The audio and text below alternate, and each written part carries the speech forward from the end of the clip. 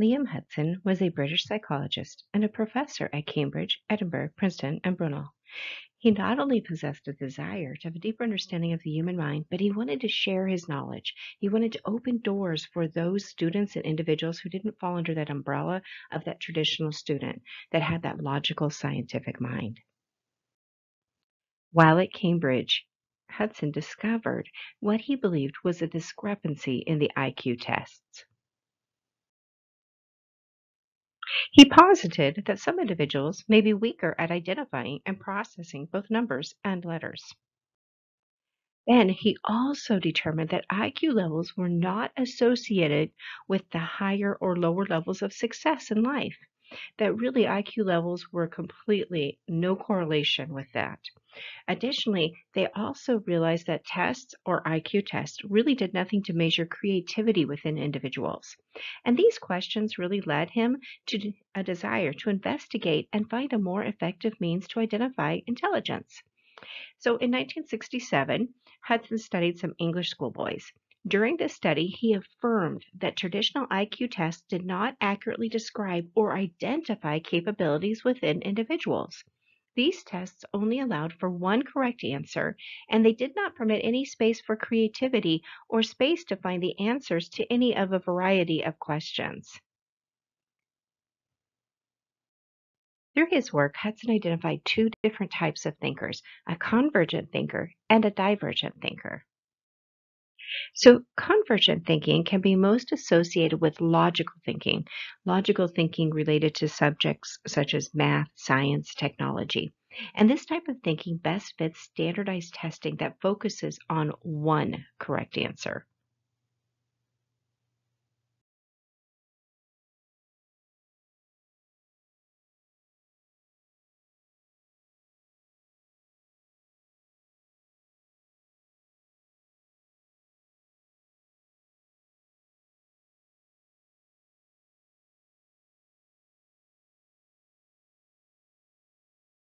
Interestingly, Hudson also proposed that convergent and divergent thinking could be demonstrated in childhood.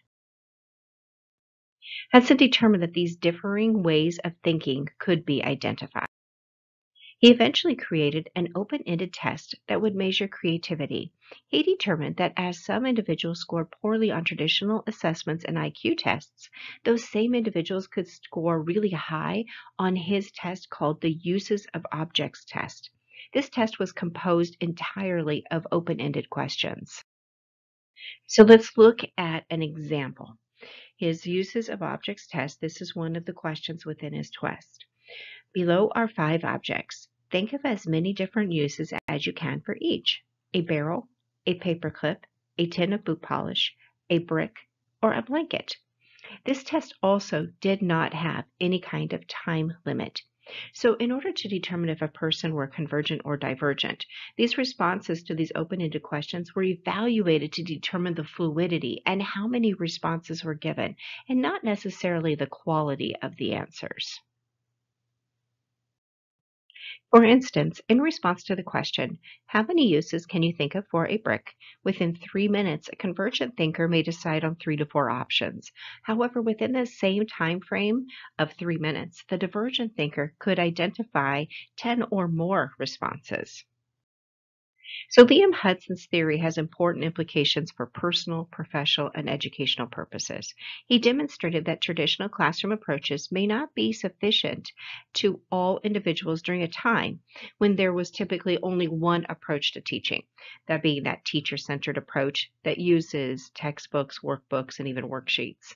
He also showed that educators that traditional assessment and their correlating results may not really accurately demonstrate the intelligence of a student or whether or not they fully comprehended any of the content.